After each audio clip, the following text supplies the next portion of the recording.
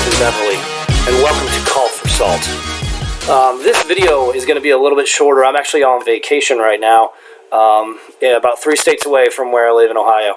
I almost thought about taking this outside and being on the porch, but it was just a little bit too nippy, maybe 35 degrees or something. So I'm going to do it right here, the best place I could find. You may hear a little noise in the background, but that's what it's like when you have kids, so I'm sure a lot of you understand that.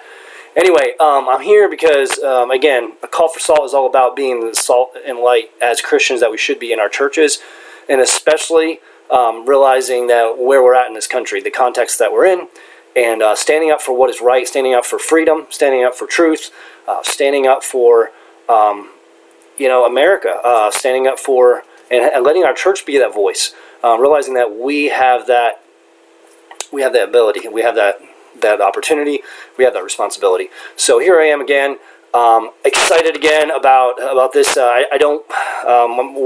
having like a week vacation here with family for Christmas, enjoying our time. I want to wish everyone a Merry Christmas. I hope you're having a great week here leading up to Christmas. I'm so grateful for the meaning of Christmas, of Christ that came, the incarnation that came was born and become one of us and become a human being, even though he was always God, 100% God, 100% man. He came and lived a perfect life and died to save us from our sins and to rise again and to prove the victory over sin and hell. And all of that is because of his birth, and I thank God for that. I know you are this week too. But I may not be posting as much this week because I am on vacation, but I wanted to give you maybe like a shorter, this is probably much shorter little video because I'm so excited about this. After vacation, a lot more videos are going to be coming with a lot more content, probably a lot faster. Again, because to be honest with you, this subject is a passion. It is something that once I did my first video, I'm like, this is it. This is what I have to do. I knew it before, but just doing it for the first time just really sealed the deal inside. I have a fire that I don't think it can be extinguished. I think this is what I'm supposed to do right now in life, and all the support I can get from you, anyone out there, like, subscribe, all of that, you know the drill. I would love it. I would appreciate it. The more people like me that can get out there and put our word out there, the better. So I want to start immediately by finishing this statement that's in the title. It's okay to say, ready for it? It's okay to say America first. Now, when I say that, it's too bad that I can't shout that from the housetop. In fact, well, I actually kind of do in my own life. I have a bumper sticker on the back of my car. Every once in a while I have a little flag, and I will, when I get in a little patriotic mood, I will roll down the window and I will raise it up as high as I can outside while I'm driving. I do keep one hand on the wheel, but again, it's okay to say America first. It's okay to be proud that you're American, and there's actual reasons. There's content to that. It's not just this bloated sense of self-worth or as a country, or there's just this pride in looking down on everybody else. It's not about that at all. And in fact, it may be about that for some people. There may be some mixed motives, some wrong attitudes, and I'm sure there is. I really haven't seen it much as I hear the accusations. So there's really two responses that I probably am going to get from those of you who are watching this. I don't think I'm going to get many absolute people wanting to watch something like that. They're going to disagree with that, and I'm grateful for that. But what was your immediate reaction just now when I said that? I think sometimes some people are going to be like, amen, yes, we need to hear more of that. We need that. Then there's others out there that I think that you are patriotic. You love your country, but there's something in that makes you feel uncomfortable. You almost feel like a little sense of self-guilt that you feel that you're getting a little too, you've heard the term, don't be idolatrous about your country. You're citizens of a heavenly country. You're not citizens. America really shouldn't hold much allegiance to you. It's just, just fulfill your duty, your civic duties, like any other country should. There's nothing really special about America. You hear that kind of coming from different sectors in this country. And I want to talk about that a little bit. I'm not going to make this long, but I want to talk about that. And I want you to be able to come away with this understanding, a clear-headed view of this statement. Understanding that, yeah, you could take any statement, you could take that too far, but that statement in and of itself is not wrong, and we ought not to let it become just polluted by other people wrongly interpreting our motives on that. So here we go. Why is it? First of all, why is it that that's kind of looked down on when we hear that phrase "America first" by some people, even Christians? First of all, if you take it from the secular point of view, this idea of multiculturalism. You've probably heard that term. This is something that was popular back in the 90s and early 2000s, where it became what we call now is xenophobic. If you place America on a higher pedestal than other countries, you think that we are exceptional. You've heard of American exceptionalism. When you start talking like that, you're going to get a lot of these people starting to shake their finger at what you're saying, because this idea that our culture is better, that our culture has more value to it, that is more value to it to the individual, to society as a whole. This is looked down on. It's looked down on as arrogant, just this imperialistic, ideas. Like a lot of times America's blamed for our imperialism. We try to force our culture on other countries. No, actually, when you think about it, other countries are wanting to flood to our country because their cultures, their societies, their everything, the way everything is set up is detrimental to them. And our values, our system of government, everything, that's why people come. They have freedom when they come here. And it's not wrong to spread that. And America has spread the principles of freedom across the world, sometimes successfully, sometimes unsuccessfully, because it depends on how much those people want to accept that, or how much their governments will allow them to. And we can go on and on about that. But that there is something about this multiculturalism. It's been taught within our educational institutions, our schools. I was taught it in public school. And, maybe not given that term, but just I was taught more about other cultures than I was about American culture. Multiple other cultures, and celebrating those cultures and elevating those in our colleges and universities. Then we had the election of President Obama. And President Obama went on what is oftentimes dubbed as an apology tour for America, going back and apologizing for everything that he felt that America did wrong in our past. And there's no lying. There's no lying about that. There's no denying that America has flaws and has had flaws, some serious flaws. But the thing about America that makes us exceptional is that we are founded not on just some, it's not just that we were good one time and we were bad one time and all of that.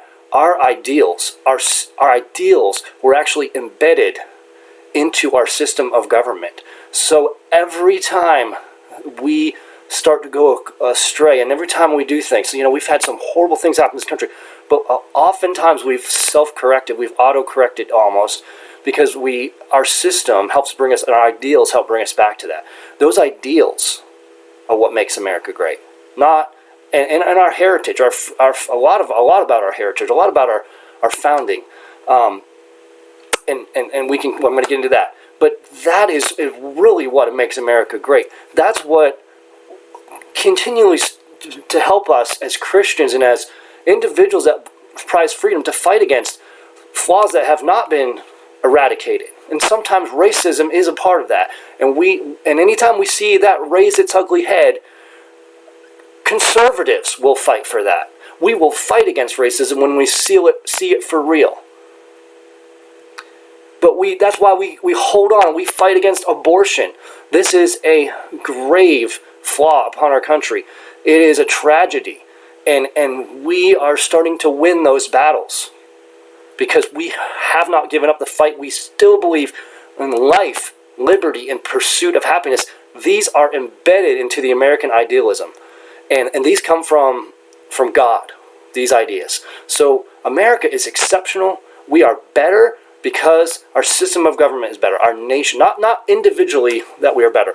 The other thing is, where else is this idea coming from to make you feel bad about saying America first? It's been coming from the church lately. Within the last 10 years or so, big evangelicalism. You look at some of these celebrity pastors. They're kind of, and especially institutions or Christian organizations like the Gospel Coalition in particular, they have this teaching, you see it reoccurring over and over, that if you're too patriotic, if you're too, quote-unquote, nationalist, Christian nationalist, then you are idolatrous. That's idolatry. You're putting your country above God, above the gospel. We ought to be just about the gospel. That's what they say. We ought to be about, and a lot of times that's interpreted as, oh, well, the gospel means like getting involved in these social issues like social justice and starting to soften our conservative principles there, and immigration, just softening up the border, and Christians ought to be all about that, but not so much about nationalism, or even they say, well, we got to be patriotic, wave your flag on July 4th a little bit and bring it right back down again. But don't be idolatrous. How dare they? I remember when the Southern Baptist Convention met a few years ago, there was a man in my church that he was just absolutely mortified in my previous church that Mike Pence was invited to come and speak.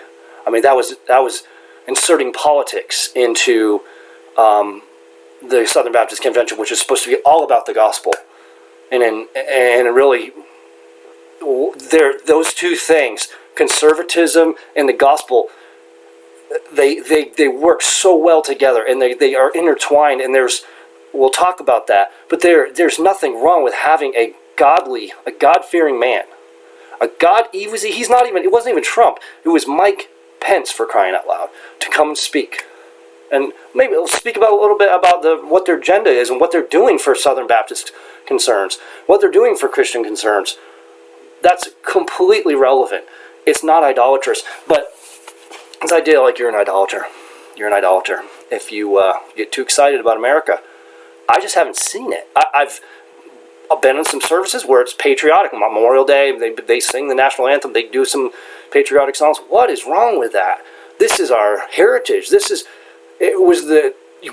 How dare we get upset about that? How dare we, when our founders fought and died and prayed to God, and Washington was on his knees praying constantly to help him to win the battles against the British. These men were seeking the help of God, and they were seeking to put in a system of government that would be honoring to God and honoring to the image of God in man. Freedom was from God, and these principles, these rights were from God. And how dare we say that you're being idolatrous if you get too excited about it. You're being idolatrous. Now, if you are truly putting it before God, if you're a Republican or you're a conservative before you're a Christian, there's a problem. If you're more excited about that than the gospel of Jesus Christ, then yeah, that has become a problem. But don't attack that when so much of the time the real problem is the world's trying to pull us into being sheep and being asleep. We need to love and be grateful for what God has given us and see that we've been given a responsibility. So it comes from the world, but it also is coming from the church. So beware, Christian.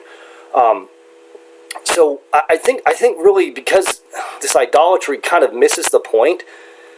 Ultimately, what this is about is that it misses the point because God is the one that sovereignly gave us this country with this system of government.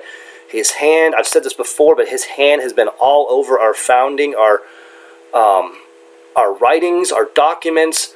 Many of the men of God were born again, or at least had a religious roots that honored God and honored the basic principles, the values of the Bible, and inserted those into our system. And so we have a responsibility to stand up for those. How dare we just act like just have this high-minded elite attitude, like, oh, you're just being too prideful. This faux humility. And when our founders fought and died for what we have, and God's given us this, and we're just going to let it go. We're just going to say, "Wow, we're not get too why would we get too excited about this when our founders fought and died for it?"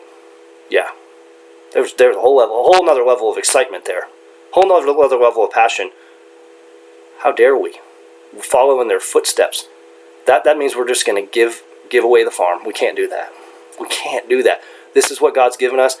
He's bequeathed this country to those who love it and to those who love these ideals. And if the people that love the ideals of this nation will give it up that easily, then we deserve it. But we are not those. Many of us are not those kind of people. We have liberty running through our blood. So let's fight. Let's fight for what we believe. Let's not be afraid to say it. Let's not be afraid. Even on July 4th, we can shout it from the housetops.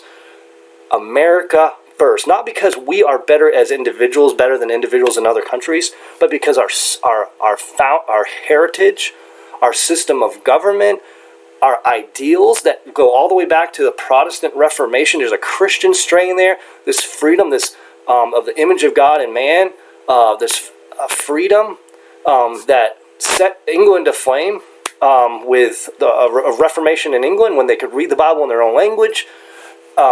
British common law was affected. In fact, there's a secular strain of freedom in England that goes back to the Magna Carta in 1215 with King John. This idea of that monarchs and despots and people in charge, they do not have the right to trample over the God-given rights of people, of individuals. And we must hold that high. We must believe in that, and we must love America first, not because we're better people individually than other countries, but because our culture has been affected by Western civilization, which has been affected by the Protestant Reformation, and we are a people that have honored God in our laws, and in our founding, and in our heritage, and those rights, those principles are what makes us greater than all of the other countries on the face of this earth. I hope you can say amen to that. Thank you.